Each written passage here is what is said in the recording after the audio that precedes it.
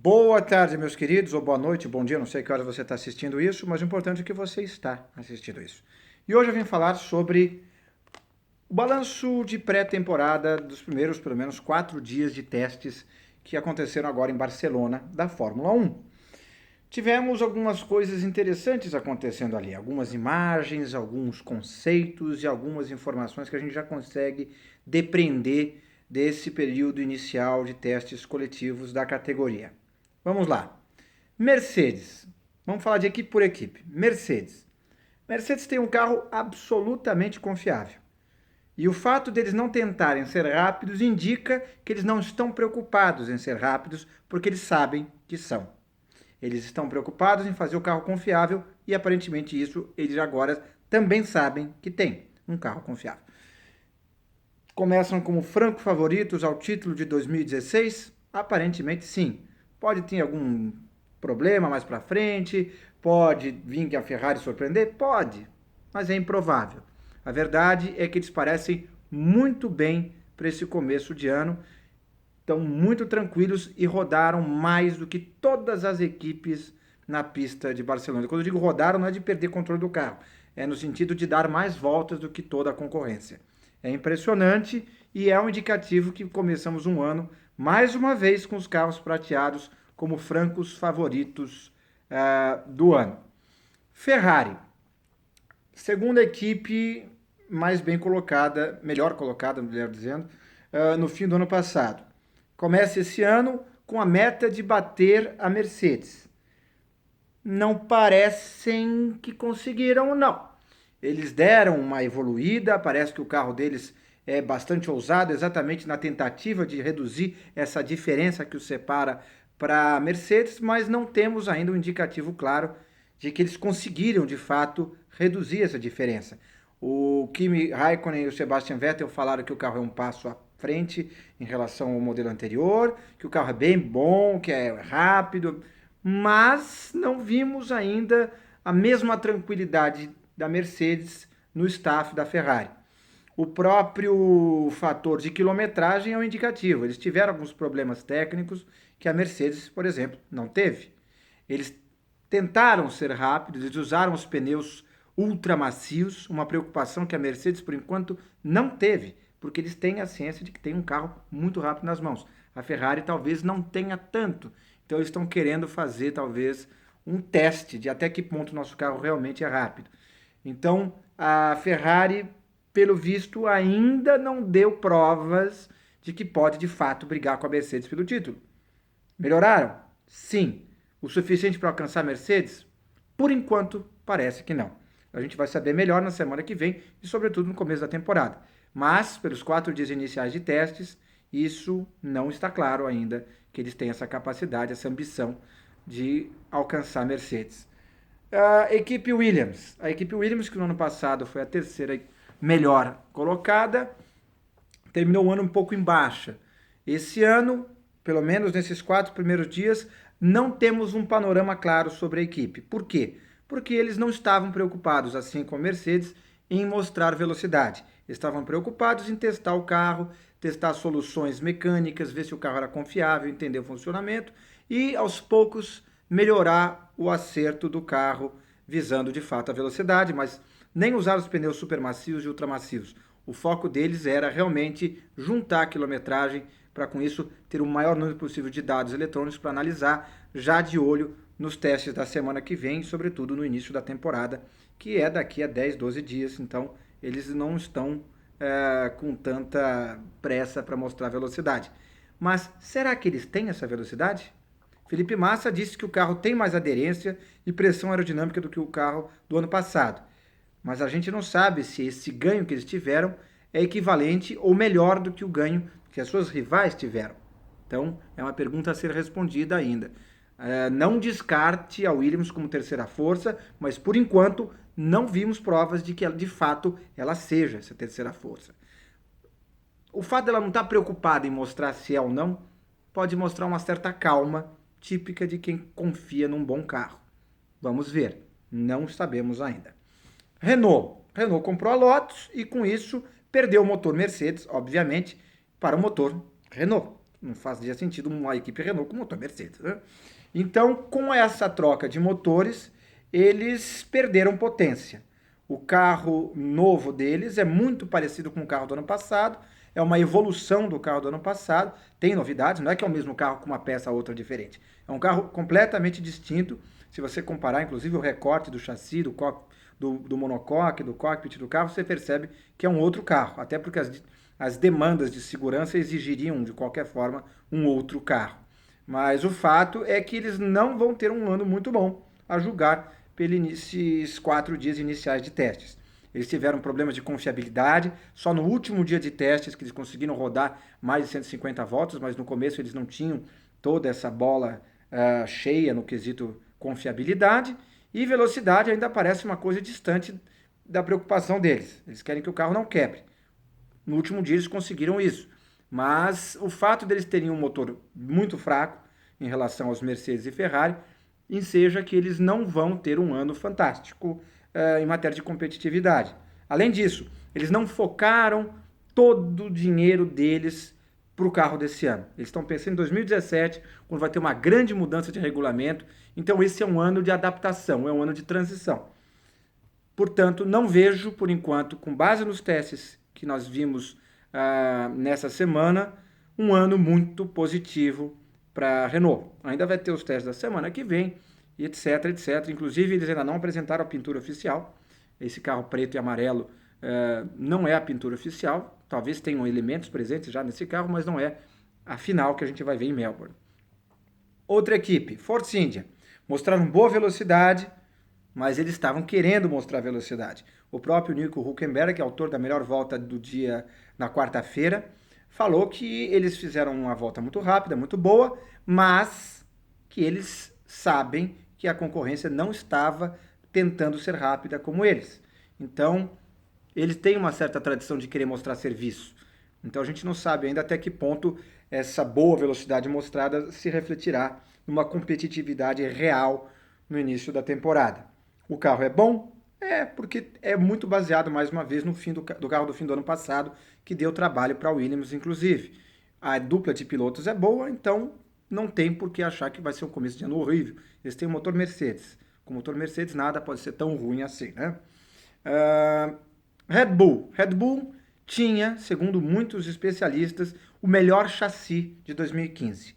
Eles pegaram esse melhor chassi de 2015, segundo a opinião de muitos, e refinaram ainda mais. Fizeram um carro ainda melhor para 2016. Só que eles continuam com o grande calcanhar de Aquiles do ano passado e retrasado, que é o motor Renault. Eles rebatizaram o motor esse ano para Tag Heuer, que é a marca de relógios, mas o fato é que é o motor Renault que está lá embaixo, igualzinho o da equipe Renault preta e amarela. Isso não pode ser uma ótima notícia, porque eles continuam com um déficit de potência muito grande. Então, eles continuam tendo um ano difícil pela frente e dependem muito da evolução do motor Renault ao longo dessa temporada. Vamos ver se eles conseguem alguma coisa. Mas, mesmo com esse déficit de potência, eles podem vir a dar trabalho para a Force India, para a própria Williams, dependendo do patamar que a Williams se mostrar mais para frente. Toro Rosso. A Toro Rosso, como vocês também sabem, trocou o motor Renault do ano passado pelo Ferrari também do ano passado para essa temporada. Como assim? A Toro Rosso 2016 vai usar o motor Ferrari de 2015. Mesmo assim, o motor é uma clara evolução em relação aos Renault que eles tinham no ano passado. Segundo os especialistas, eles ganharam cerca de 8 décimos por volta só com essa troca de motor. O lado negativo é que, como é o motor 2015, ele não vai evoluir ao longo da temporada como os motores de seus rivais. Então, esse ganho de potência, aos poucos, vai ser alcançado e superado pela concorrência. Então, não teremos um ano tão bom assim, eu acho, da Toro Rosso da segunda metade do campeonato em diante. Por outro lado, o carro deles parece ser bom, mas esse carro todo azul, sem nenhuma pintura especial, também não é o carro final deles. Na próxima bateria de testes, também em Barcelona, semana que vem, eles devem apresentar a pintura oficial e novidades no carro. Esse carro que a gente viu hoje era um carro básico, vamos dizer assim. Novas peças, novos assoalhos não, um só, né? Novo assoalho, nova asa dianteira, nova asa traseira, novos elementos aerodinâmicos devem ser trazidos para o próximo teste, e aí sim a gente vai ter um retrato mais preciso de como eles podem começar o campeonato de 2016. McLaren. Começaram um ano médio, porque conseguiram boas voltas, até ontem. O primeiro e o segundo dia deles, eles fizeram bons treinos, não estavam preocupados com o tempo também, mas em confiabilidade. O carro não deu tantos problemas no primeiro e no segundo dia. No segundo dia fizeram mais de 100 voltas, o que era muito positivo, 119, se não me falha a memória. Mas aí chegou quarta e quinta e o carro deu problema. O Banton quebrou o carro dele ontem e ele deu poucas voltas, e hoje o Alonso só deu 3 voltas. Isso indica que o fantasma das quebras continua presente na Honda. Talvez não na mesma intensidade do ano passado, mas continua sendo um fator de preocupação. Lembre-se que no ano passado eles trocaram de motor 12 vezes ao longo do ano, sendo que só 4 eram as permitidas. Com isso, eles foram punidos com perda de posições de uma maneira absurda. Teve corrida que eles perderam 50 posições no grid, que como eles já estavam no fundo, eles não podiam ir mais para o fundo ainda. Enfim, McLaren, não sabemos ainda se o carro é rápido, eles não costumam ter um chassi ruim, mas o fato é que a confiabilidade, pelo menos nesses primeiros dias de testes, continua sendo a grande interrogação para o resto da pré-temporada e do início de temporada, na verdade. Semana que vem vamos ter um retrato mais realista para saber se a Honda conseguiu entender e corrigir esses problemas mecânicos que eles enfrentaram. Depois, Manor. A equipe Manor, finalmente com um carro novo, né? Porque ano passado eles correram o carro 2014, com motor também 2014 da Ferrari, e eles eram muito mais lentos do que qualquer um, porque o motor era muito menos potente e o carro era muito antigo, era um carro básico que não evoluiu em nenhum momento. Esse ano eles têm um carro melhor, completamente novo, e com motor Mercedes, que é o melhor do grid. E com isso, só eles já ganharam cerca de 3 segundos em relação ao carro do ano passado. Entretanto, eles não fizeram um grande período de testes. Tiveram problemas mecânicos, quebraram, rodaram, no caso do Hiro Haryanto, que é o piloto deles, um piloto de talento questionável, mas de cheque gordo. Vocês já viram essa história muitas vezes na Fórmula 1, não é mesmo? O fato é que ele era 2 segundos por volta mais devagar, mais lento do que o seu companheiro Pascal Wehrlein, que aliás, um apadrinhado da Mercedes, e colocou ele lá na equipe que corre com motor Mercedes, não por acaso. E o fato é que a Manor, com 2 novatos, com uma mudança pesada na equipe técnica, eles perderam nomes importantes no fim do ano passado e contrataram outros no início desse ano. Então é muita novidade para uma equipe pequena que não tem fundos infinitos de dinheiro. Então vai ser um ano melhor do que o ano passado? Vai. Talvez eles até consigam não ser os últimos todas as corridas? Provavelmente. Mas esse início de teste de pré-temporada mostra que eles ainda não são uma equipe pequena sólida. Exemplo de equipe pequena sólida? A nossa próxima, a Haas. A estreante Haas norte-americana fez um carro produzido por eles com parceria com a Ferrari e com a Dallara.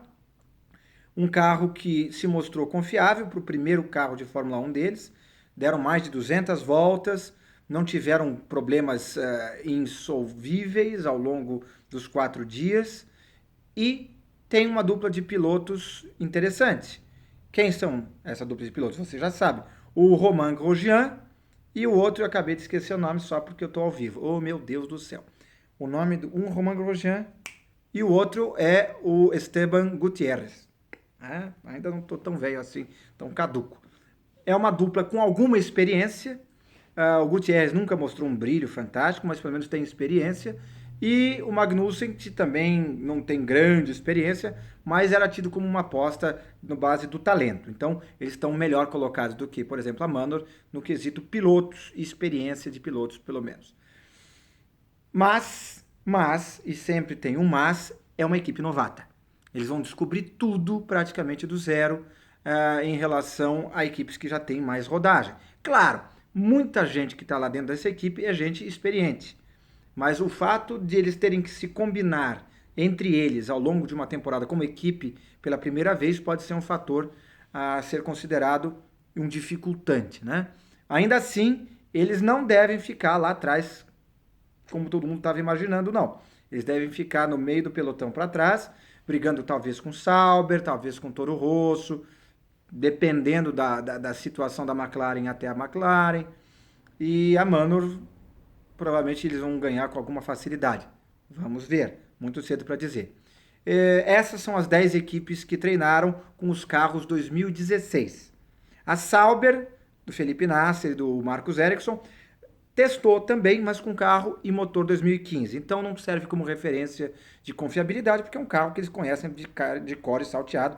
É óbvio que não ia quebrar, porque é o carro que eles correram 20 corridas no ano passado, 19 no caso. O fato é que semana que vem, cresce enormemente a responsabilidade deles acertarem no projeto 2016, porque eles só terão 4 dias para testar o carro antes do início da temporada.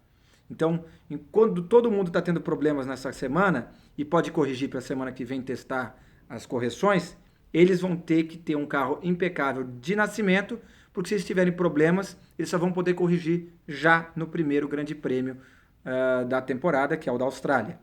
Esse é o panorama geral. Lembre-se, teste não é um martelo batido em nenhum assunto. É apenas um indicativo, e esse, por ser o primeiro teste, é um indicativo menos sólido e confiável ainda.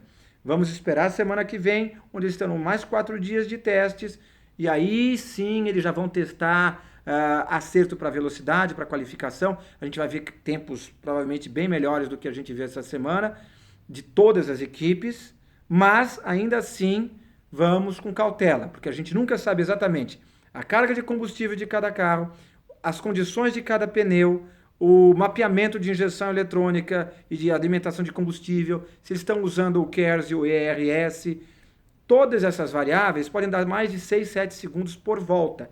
E a gente não sabe quem está escondendo o jogo e quem está querendo mostrar a velocidade para todo mundo falar, nossa, veja como eles estão rápidos.